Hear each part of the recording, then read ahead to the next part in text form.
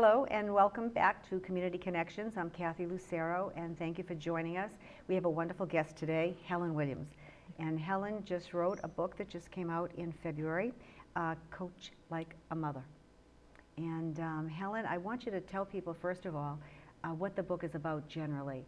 You were a basketball coach. Yeah, I was a basketball coach for 24 years, and I've always thought that sports was a great tool for teaching life lessons, and I wanted to share my passion about that with people, and so that's sort of how the book came along. And I have some young ladies that are coaching now, and I wanted to give them the benefit of my experience. Right. So it's a guide for coaches to help them keep sports in a proper perspective as they're helping develop young people. For young men and women who are thinking of going into the coaching profession, maybe coaches who are there now doing high school coaching, but I know you did Division 1, 2, and 3, and you went to Wake Forest, a graduate of Wake Forest, which you're very proud of. Demon Deacons. And then also you coached as an assistant at several colleges. Right. And you did Wake Forest. Yes.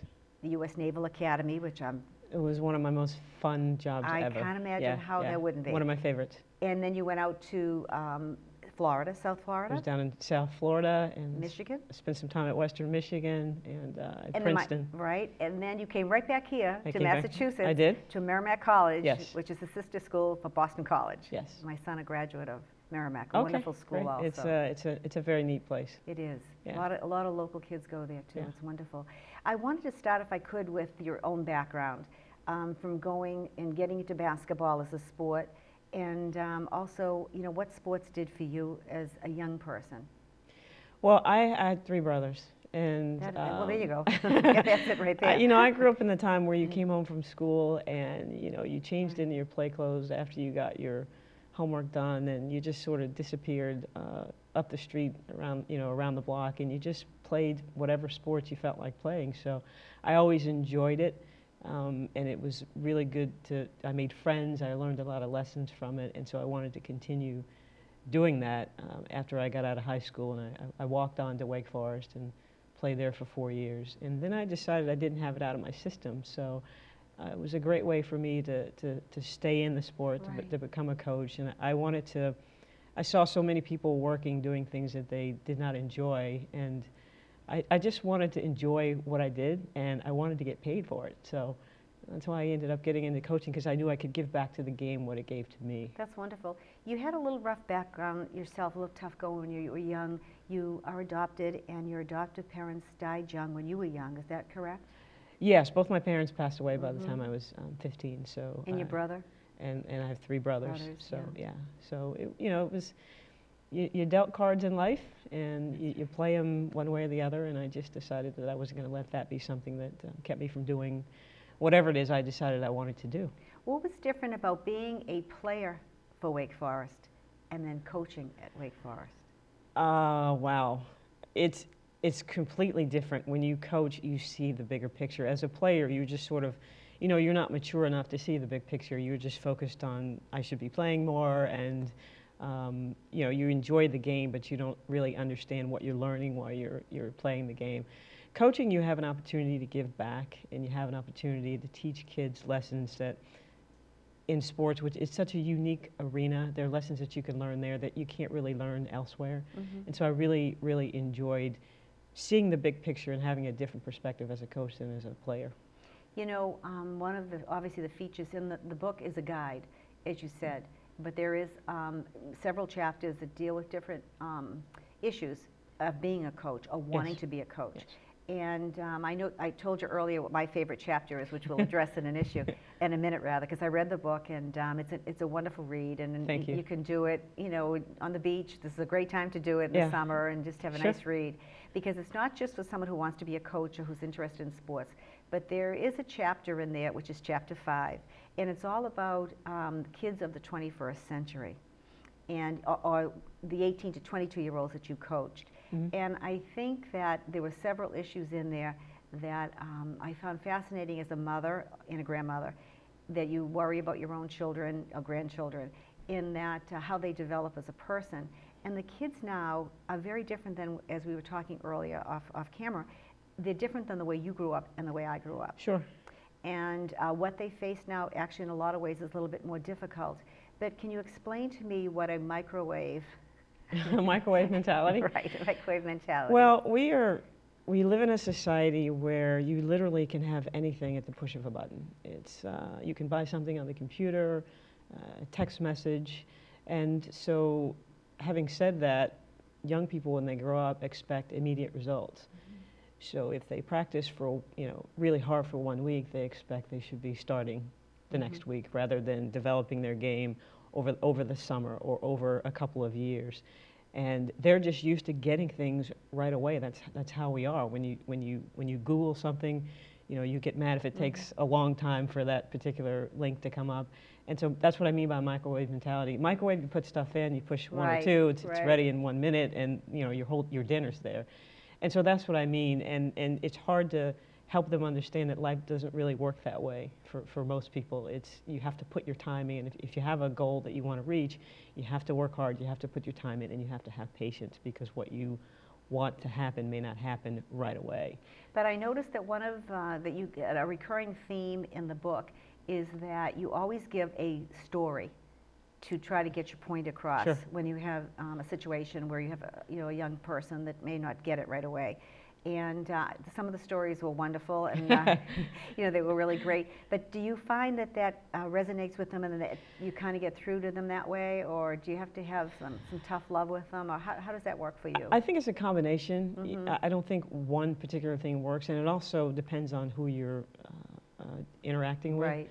People process information in different ways. So there were times when kids get tired of being nagged all the time, and so sometimes I would give them a story that would make them think, and have them come back to me the next day and go, well, what does this have to do with what we just experienced? And so it forces them to sort of process the things that have happened, and it sort of helps them put it in context in their own way, and help them understand what I'm trying to get across in their own way. And stories are less boring than just simply nagging to do this or do that. It goes in one ear and goes out the other. And so I was just looking for a different way to communicate.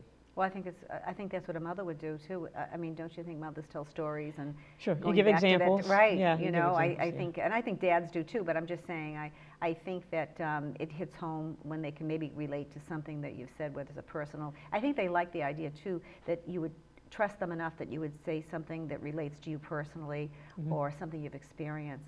One of the other parts of that, the handling of the children, is this interpersonal skills. Because of all the technology, I mean, I even know myself, you got to get them away from, they have to make that eye contact and be able to deal one-on-one with criticism or praise or whatever it may be. Do you find that's a real issue because the kids are always on the iPhone, or always, they can say things that maybe they wouldn't say if they were in front of someone? Right. Absolutely. I think that one of the things that I tried to do was to, I don't want to say force them, but put them in situations where they had to have interpersonal connection with people. When they came into my office, the cell phones had to be off. I was always, look me in the eye. When they sent me an email about something, I would say, we're not going to discuss this over email. You need to come to my office, and we need to talk about it, because there are certain things that help you read people, body language, tone of voice, eye contact. Those are all things that help you understand a person when they're communicating with you. And so I would try to take technology out of the picture as much as I can when I knew it was a really, really important issue. When I would text the kids, if I needed to talk to them on the phone, I would literally have to text them and say, answer your phone, I'm about to call you, because they don't answer the phone. Everything's, text message. And then also, I just tried to get across to them that all of the most important deals in the world are made face-to-face. The handshake still means something, and hopefully it always will. So you're not going to text a job interview, they do it on Skype, but there's still some sort of interpersonal communication there. So I tried to take technology out of the picture when it was a really, really important issue.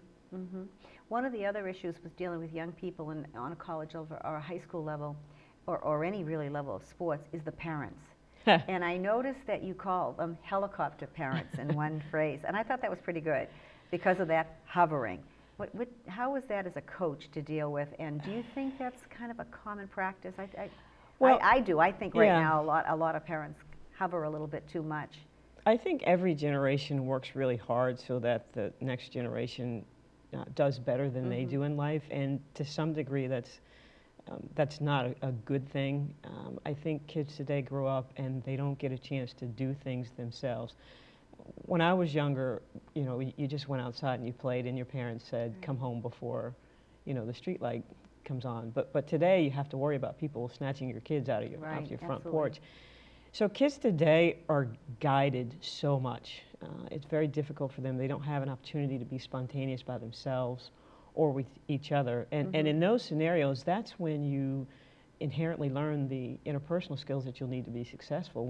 When you play, you know, we made up our own rules. We policed ourselves if those rules weren't followed. We worked out our differences. We didn't have, you know, parents coming out and saying, you do this or you do that. We just sort of worked it out. Today, kids are always being driven somewhere for some activity. They're always being put on a team because the team needs to be fair, and they don't get a chance to just experience life and figuratively fall, because that's how you learn. You learn lessons, and you want to teach your kids in a safe, nurturing environment, but at the same time, if you never let them fail, they don't understand, you know, what they need to do to be successful. Not only that they don't understand, it's just hard for them to accept. Oh, sure. I mean, I think it causes all kinds of issues down the road. What if they lose a job, or, you know, not just sports, but as they go on in a career and it doesn't go their way? It's just something that I think they have to, failure is something that you have to, as you say, learn and live from. I mean, all of us do that, but it's a difficult thing, I think, for children to expect to everything to go their way and be smoothed out by somebody. I think there is an accountability at some point, and I think that's a hard lesson to learn, but you have to learn that. Yeah, and I think sports is a microcosm of life. That's why it's such a unique arena to learn life lessons, and you can tell a lot about a person by how they compete in a sport. You can tell a lot about their personality and how they approach life. Imagine what Bill Belichick must say. Probably nothing we can put on camera. That's right. That's right. One of the other problems with young people is scheduling. Like you say, they really don't have much free time. And you can talk to any parent, and they're running here. I know my own grandchildren. They run here, they run there. And you say, wow, when do they ever just get a chance to relax? And I don't care if they go outside and play or watch some movie on TV just to have downtime. Do you find that they're really a scheduling issue with a lot of young children? I think they're overscheduled. I think that it's very hard, very difficult for young people just to sit still. If you told them to sit there for 10 minutes without any sort of stimuli, it would be very difficult for them. Part of that is to keep them out of trouble, keep them occupied. But part of that is, at least with sports, where sports is concerned, you know, college is very expensive. And so parents are trying to find ways to, you know, finance college so their kids can get an education, and sports is a way to do that. So they start very young, grooming these young people. This is how, you know, they inherently know, well, I can't really afford college, so we have to figure out a way to get in there. Yeah, and so you start grooming these kids when they're young, and they're going to this clinic or that training, or they're playing in this tournament, and it's a constant for them, and they rarely get to just sit still and think about their own lives, much less, you know, what they need to do. Right. Yeah. But I think sports also, as another avenue, is a lifesaver for a lot of young people in the inner city, or actually anywhere. Do you find that yourself? Because I know it was very valuable to you, sports, growing up, and you know, like being a little bit of a lifesaver for you, putting you in the right direction, although you had a great foundation, as you said. Sure.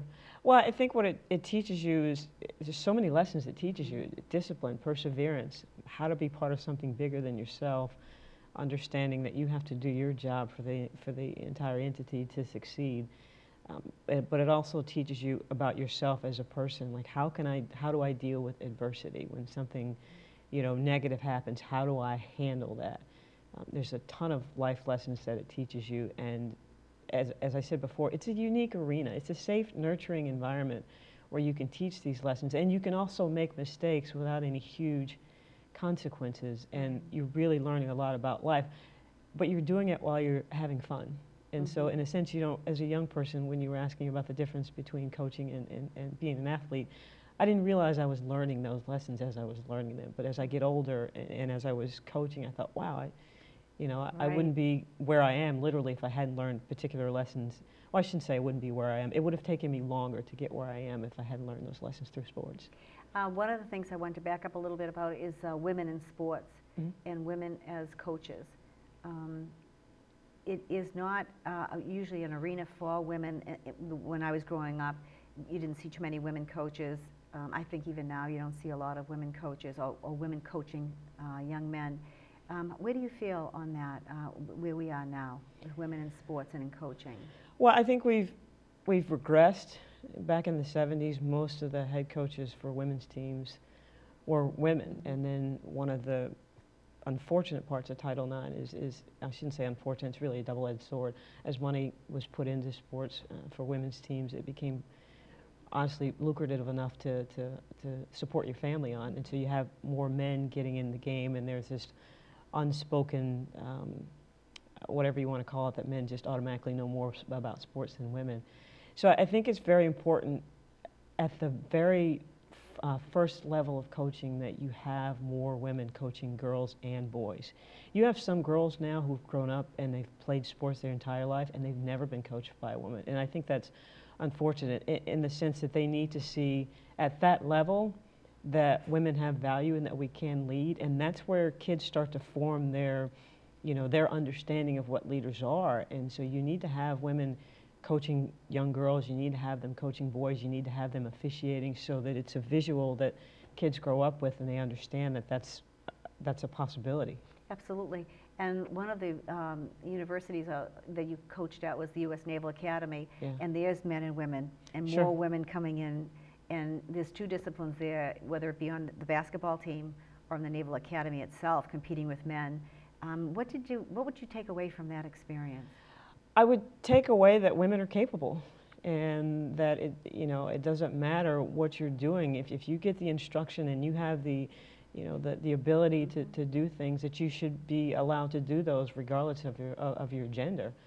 It shouldn't make any difference. I mean, if you look at flying a plane, you don't need to be this big, huge person. In fact, it's to your advantage to be a smaller body stature. But with computers and things now, as I said earlier, at the touch of a button, you can do whatever. So I think that for them, it's just a great opportunity for me to see how strong women can be. And they enjoyed their leadership roles and they were good at it. It was a pleasure just to be a part of something where I know these kids now are flying, some of the kids that I coached are flying these gazillion-dollar, aircraft, or teaching at Top Gun, or I would not be surprised in the next, 5 or 10 years if you see one of them be an admiral, at some point. And so it was just really cool just to be a part of their development there on that. Did you see a difference in the young women that you coached at the Naval Academy, where it is more of a discipline and it's part of the military, than say if you did at Merrimack College or at Princeton? 18 to 22-year-olds are the same. That's good to know. It doesn't matter if they're, obviously the academy, there's more, it's more rigorous in regards to the curriculum and the other things you do with the military, but they're all the same. They all try to get away with the same things. They all have the same likes and dislikes of their particular generation, so they're not really any different in that respect. They're not? No. When we go moving forward for yourself, you had to change your career. You did, as you say, 25 years in teaching and coaching in sports. Mm-hmm. At one point, did you not want to do that anymore and take your life maybe in a different direction? It was when I looked at my freshman one day and realized that she was 18 and that I was a lot older than her, and that they were always going to be 18 when they came in. So that gap of life experience was going to get wider and wider. And I think you need to change with the times, but it does come to a point, you do get to a point where it's going to be difficult to change your core. Mm-hmm. And I was getting close to that point, and I thought, if I don't change now, then I'm going to be doing a disservice really to the kids, mm-hmm. and to myself and to the people that I work with, because I would not be happy. But I wanted to still impact kids, and so I decided to go into the administrative track, because I can still impact kids, albeit in a different context. I can still help them, develop. And so now I'm going to be coaching the coaches, which I really, really enjoy and think I would be good at. And I'm still impacting kids, just in a different way. Right. Now you're doing that, and you did, as you say, you were at MIT doing that type of work, and now you're at Harvard University doing that. What is your exact role at Harvard? You're in a fellowship over there? Is that what it is? Yes, they have an administrative fellowship for people who want to work in higher education. And since that's what I've been doing my entire life, it's a great opportunity just to learn behind the scenes of how higher education works. And then you have a sponsor, which is the department where you work. And so I work in the athletic department. And so I'm just increasing my administrative skills, enhancing the skills that I have. And hopefully what I would like to do someday is be an athletic director. Oh, that's wonderful. Yeah. Working with ADs, how is that when you're at a university as a coach, assistant or a head coach? Well, I learned immediately it's a completely different thought process. Because when you are a coach and you are in charge of a program, you are laser focused. It is about your kids, your staff, your program, and it's not that you're not concerned about the rest of the department. But when you become an administrator, it's as if, you instead of one child, you have, in Harvard's case, 42 children. There's 42 sports there. So you have to think every decision that you make, you have to think about how it impacts every team, not just the one particular team that you're dealing with at that time. So you have to make and process decisions in a much bigger context as an administrator. And what do you think you would take away from your coaching experience? What stuck with you the most, that meant the most to you? I think it's always going to be about working on a team.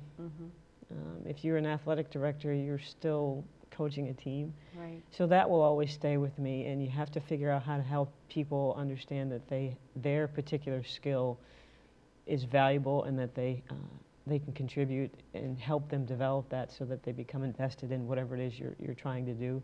It's all about making people feel important and understanding that they have value and that they can contribute.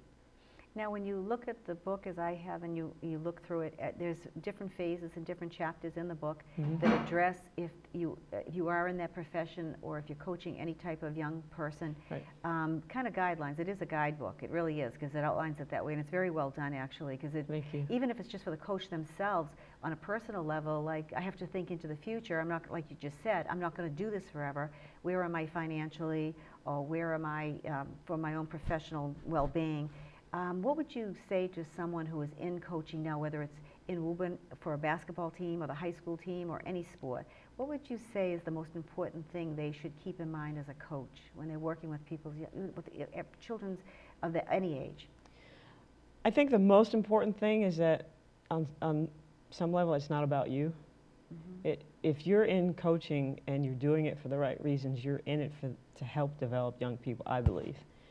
And so everything that you do should be looked at through that prism. So when you're making decisions, and that includes decisions about you personally, because the better you are, the more you're able to help a young person develop. So if you are not happy with yourself, it's going to be very difficult for you to teach young people how to be happy with themselves. If you're not someone who's disciplined, it's going to be very difficult for you to teach a young person how to be disciplined. So everything should be looked at as, I'm here to serve this particular kid, and I'm using sports to do it. And one of the things I like about the book is it's about leadership and management. It's just told through the prism of sports. So as we said earlier, if you're dealing with a 21st century kid, this book is for you, because if you own a business or you are an employer, then you have to deal with Generation Y in a particular way. If you're a parent, you have to deal with them. If you're a teacher. Absolutely. And it's the same thing. All of those entities involve being the head of a team. And so that's kind of what I was trying to get across when I was writing the book. Do you think a lot of young people understand what team concept means? I think they understand the competitive side of it, but I'm not quite sure they understand the collaborative side of it. And it's not just about you. Last night's game with the Miami Heat and the Spurs, people don't like LeBron James because he doesn't necessarily have this mentality where he's just going to be the man. But he understands that it isn't just about him. He has to get everybody else involved, and that's what you have to do as a leader of a group, is you have to understand there's a time and a place for you to be in charge, but part of being in charge is empowering other people to be the best that they can be. Not everybody gets that. No, they don't. That's not on the front page of the newspaper or the sports page. Yeah, that doesn't make the top 10. I know. Yeah. Where are you now? I heard that you're swimming. I am. I read that you're you know what? swimming. I mean, you went from basketball to swimming. Well, I did that for two reasons.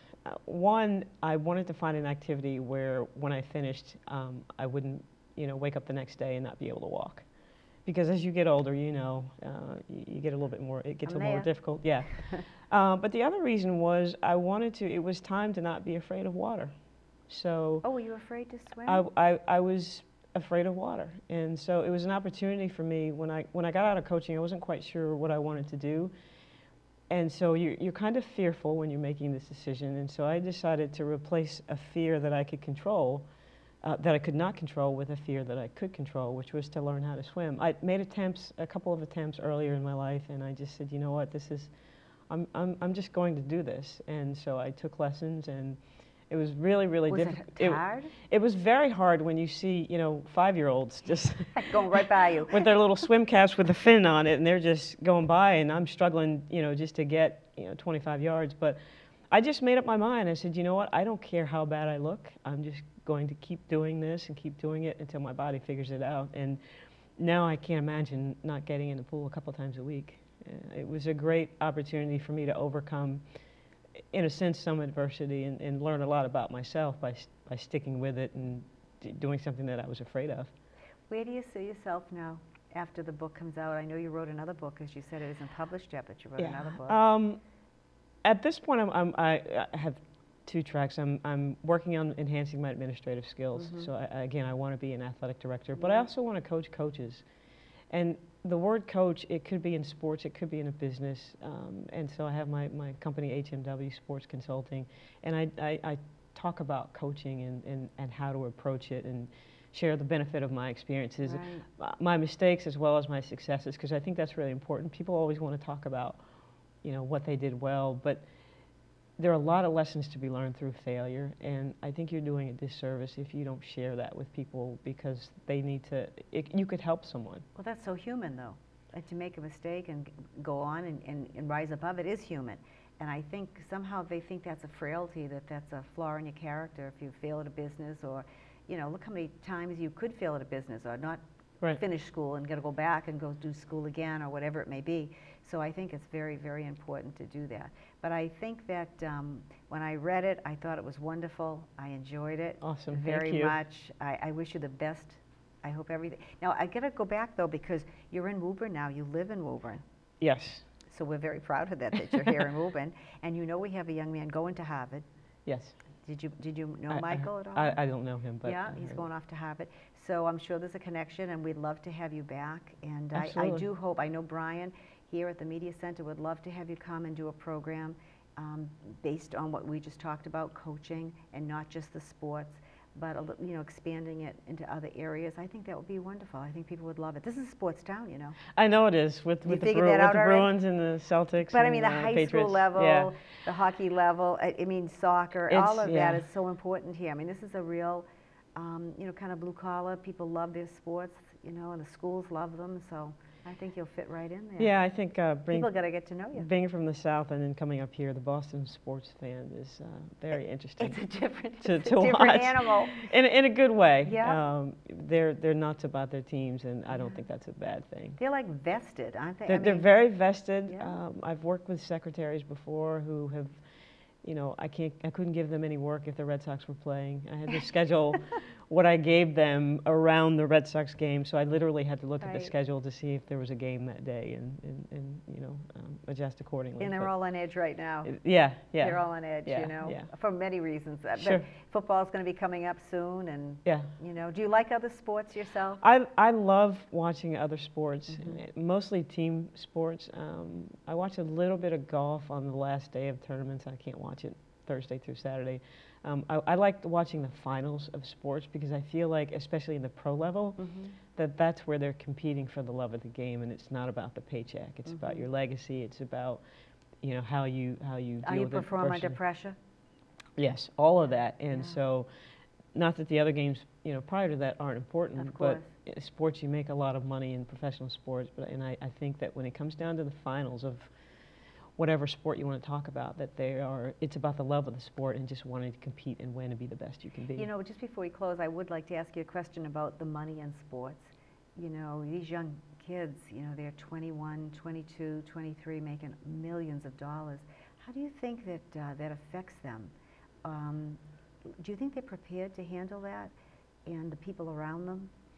Well, I think that goes back to the importance of the lessons you learn when you start at 8 and 9 years old. If you have the right people around you, and if coaches are doing their job and teaching you what they're supposed to be teaching you outside of X's and O's, and you have that on a consistent basis, and you have a good foundation, and not that those kids won't make mistakes, but they will know the difference between right and wrong. We all have a choice, but they will at least know the difference between right and wrong and what they're doing. Well, you would hope there was someone there guiding them along, you know, whether it be a parent or some sort of mentor. But like you say, you know, mothers are great coaches, but kids have many mentors in their life. Yes, I don't want to you know, discount the dads. They're important too. In fact, that was part of the reason why I titled it as it is, because it kind of gives you a sort of a double entendre when you read it. But I think, like I said, coach can be a parent, it could be a teacher, it could be your next door neighbor, it could be anybody, as long as you're helping develop you as a person. And so that's kind of what I was trying to get across. Now, where can people get the book?